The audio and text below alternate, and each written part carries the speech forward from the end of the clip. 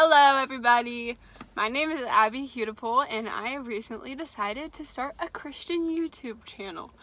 So I have just been seeing a lot of my friends on social media get really passionate about what they're into and what they're good at, and I kind of felt like I was in a rut and that I didn't know what I wanted to do with myself. I felt like I was wasting my talents, so I decided to do this. And I'm so excited to start this. And before I do get into the first topic, I just want to make it very clear that I am far from perfect. So, oh my goodness, so far beyond perfect. Hi, I'm editing this, and I would just like to make it clear that I am not so far beyond perfect. I am so far less than perfect. Just clarifying. Okay, goodbye. And most of the things that I'm going to be talking about are things that either I struggle with personally, or I know people who do, or they're just things that we're expected to do as Christians maybe, but everyone knows that they're really difficult. And yeah, this is just something that I have felt really called to do, so I'm gonna do it. Okay, I don't know when you guys are watching this, whether it's in present time or in a couple weeks from now or whatever, but today is November 5th and 2020. And Tuesday on November 3rd was election day, and we are currently in the midst of it. We are still waiting on answers, and everyone's really anxious right now. Nobody knows what the heck is happening, and there's just a lot of tension in the air. And I'm not going to get into the political side of this because it's over and nobody wants to hear my opinion, but there is a major lack of love going on in the United States right now. God is love himself. Everything that he is surrounded, completed. He is love. If we want to be representatives of Jesus himself and we don't have love, then we're totally epically failing at our jobs. Just imagine how heartbreaking it is for God to look down at America right now, the country that's supposed to be free and beautiful and safe and the best place to live in the world, which it is. It's America. I would never say that it's not. I love it here, but it's not where it's supposed to be right now, not even close. There is just an insane amount of hate going on, and it's so sad. I think both sides of the political race right now are equally as guilty of all the hate that's going on, whether it's through riots or social media slandering or talking bad to our family members or friends just because they have different opinions than us. It's crazy how much we've let it get out of hand. Like, whatever happened to loving your neighbor or loving your enemy? Like, love is mentioned 348 times in the Bible. You'd think that we'd get it by now, or maybe that we'd try a little harder to be good at it, but clearly not everyone seems to be doing that. I'm not saying that loving people that you disagree with is easy. Not even in the slightest. It's one of the hardest things we can do. But that's what we're called to do. I mean, there's really no way to get out of it. It's what we have to do.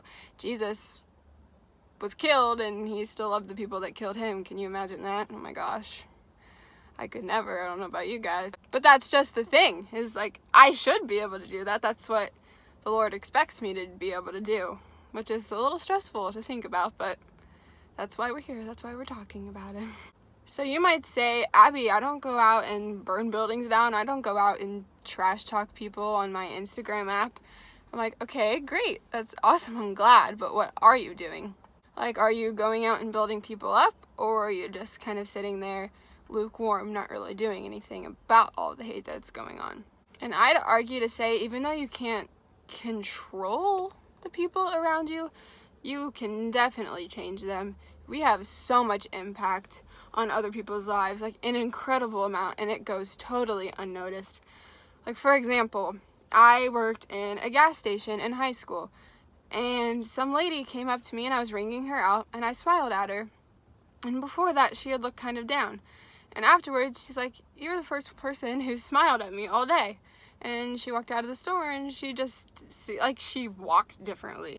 And that kind of just made me think, like, what difference did I just make in her life? Like, what if maybe, I don't know, what if she was depressed? What if she would have gone off and done something bad to herself? What if she really, really needed that, or else she would have gone home and said something mean to her kids or her husband. I don't know. And I think right now, especially with my generation, we have such a huge, easy opportunity to spread love, whether it's through social media or at school, especially like on our phones. Like, I can post something on my Instagram story and 1,000 people will see it. All I have to do is say something that's actually positive and actually uplifting, bringing people together, instead of, oh, I'm right because of this and this and this, and if you disagree with me, then unfollow me. I see so many of those, and it's like, what's the point? If you're trying to express your opinion to someone, you want them to listen, don't you? Isn't that the point of you expressing your opinion? Shouldn't you want your, like, what you're putting out there to be approachable so that people actually change from it? Nobody's going to do that if they think that you hate them. More conversations just need to be made. Nowadays, there's such an opportunity to unite, and we aren't taking advantage of it at all. I think it's really important to remember that there is never, ever, ever going to be a time where we all agree. That's never going to happen. One of my favorite stories from the Bible is the Tower of Babel.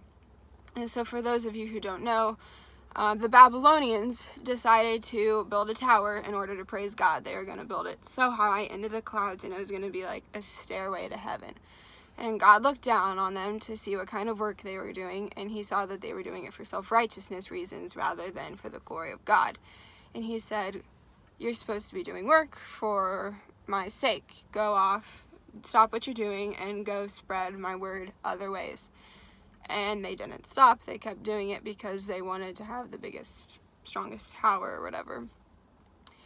And so God punished them by making them all speak separate languages. And they couldn't communicate, and they couldn't build the tower anymore. This is exactly what's going on in our society right now. People, whichever political party you side with, are putting themselves on pedestals saying, oh, I believe this and this and this, so I'm a better Christian than you.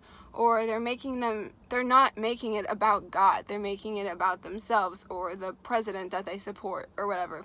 The goal shouldn't be to be a better Christian than my sister. It should be, I am a Christian, my sister's a Christian. Let's talk about it together.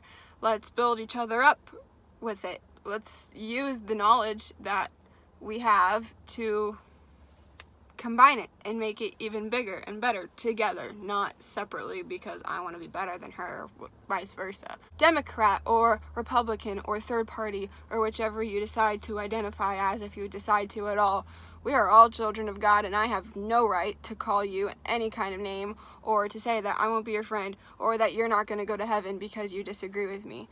Maybe the specific morals that you choose to believe mean you won't go to heaven, but I have no right to judge you. That's God's job. I don't get to say you're going to go to heaven, you're going to go to hell, blah, blah, blah.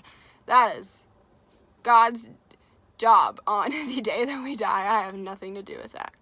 Now, I would never say that the president and laws and the government are not influential on our society or our country. Obviously, that is not true.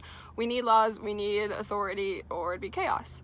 But it is so important to remember that our country is not going to be healed with whoever ends up winning this election. It is solely based off of if we are changing the hearts of the people. If a law is placed on something and someone doesn't agree with it, they're not going to just change their mind. They're like, oh, it's a law, okay, I guess I agree with it now. They might have to follow it, but that's not what we want. We don't want to be sheep of a president. Jesus is our shepherd, and he's the one that we're supposed to be following. In order to fix our country, we need Jesus. And it is our responsibility to make sure that people who don't know him, and until that happens, the chaos and the hate is never gonna go away. We need the peace of Jesus, and that's pretty much it. So if you're watching this now or in a couple years from now, just know that humanity is supposed to be beautiful. God created us and he said, it is good. I love you all equally. I love you all more than anyone will ever imagine. Humanity is supposed to be beautiful, and it is our job to basically fix all of this. It's never going to be perfect, but it could be a whole lot better. So this is all I have for this video. But I will be back next week with a video on being a woman in today's world, which is another very important topic that I think a lot of people need to hear. It's a good one. So stay tuned for that, and I'll see you guys then. Thank you. Bye.